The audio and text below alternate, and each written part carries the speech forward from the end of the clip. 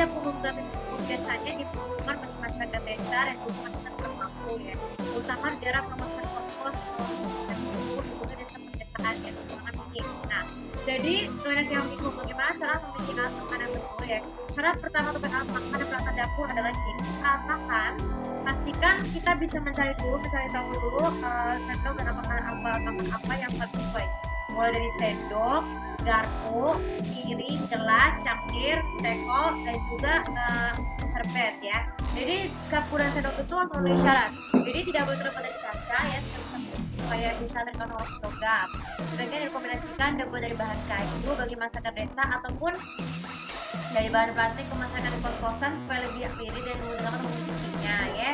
Sedangkan memilih sendok, memilih gelas, pastikan gelas yang gelas yang bertahan lama itu tuh adalah gelas yang banyak, yang tidak boleh ada plastik boleh, tapi ya tidak boleh terbuat dari gelas karena bisa mengakibatkan pecah dan ketika kita membuat air panas ya.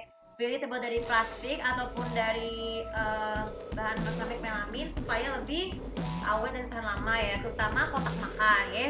Lalu kemudian untuk membeli tekuran bagian itu jangan yang terbuat dari gelas, sebaiknya terbuat dari bahan-bahan yang panas tapi berguna untuk membuat air. Nah kemudian untuk yang peralatan makan yang lain kayak misalkan bahan makanan minum. Nah kemudian yang kedua, beli bahan makanan minuman yang bertahan lama itu pastikan ini bahan makanan minuman harus sehat, mulai dari makanan pokok seperti nasi, gandum, ataupun juga bahan-bahan olahan mie itu boleh, tapi kita harus memastikan dulu kualitasnya atau tidak, karena kalau tidak harusnya tuh sebaiknya bahan bihun saja dan mie yang berkualitas supaya lebih bagus usaha makanan lebih sehat, terutama buah-buahan dan sayur-sayuran harus bersih, segar dan terhindar dari kotoran serangga ya.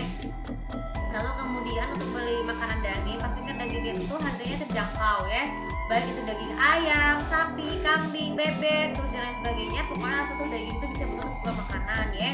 Dan juga beli yang paling penting minumannya. Jadi minuman itu banyak ada air, beli air banyak, beli air botol ya supaya bisa keperluan orang untuk bisa membuat air minum ya.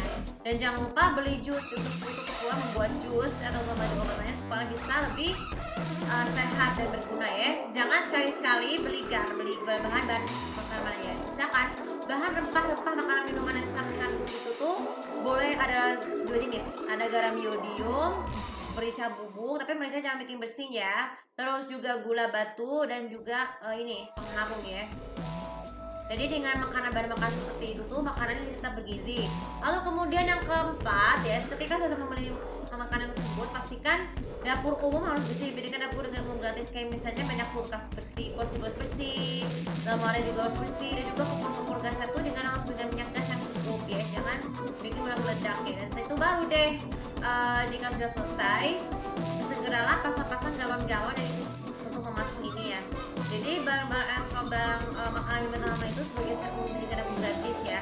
Sebagai penutup YouTube kali ini ada beberapa kriteria yang harus kalian tahu. Jadi dengan ada yang membeli peralatan dapur yang berkualitas itu ya, sebetulnya satu lagi, jadi peralatan dapur yang berkualitas itu seperti misalnya microwave, kulkas, kompor gas, itu semuanya harus dengan kondisi yang baik, jangan terbuat dari logam ya, yang seperti logam ya.